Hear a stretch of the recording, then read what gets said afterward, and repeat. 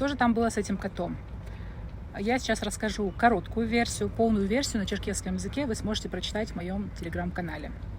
Жил-был кот в одной семье, он очень хорошо ловил мышей, но прошло время, он состарился, и мыши, которых раньше он ловил и ел, начали над ним издеваться. Ему это все надоело, и он поклялся, что им всем отомстит. Как-то он изловчился, поймал одну мышку. Мышка кричит: «Спасите, помогите, ой, умираю». А кот ему говорит: «Не кричи, я не буду тебя есть». Мышка удивилась, говорит: «Как так?»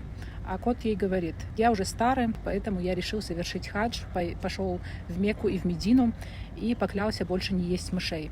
Я хочу, чтобы ты пошел к своим сородичам и рассказал им об этом. И надо, чтобы вы все ко мне пришли и сказали, что прощаете меня».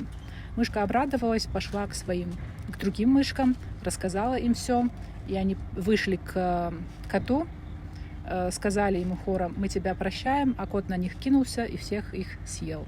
Вот поэтому говорят джаду хаджа про людей, которым нельзя доверять.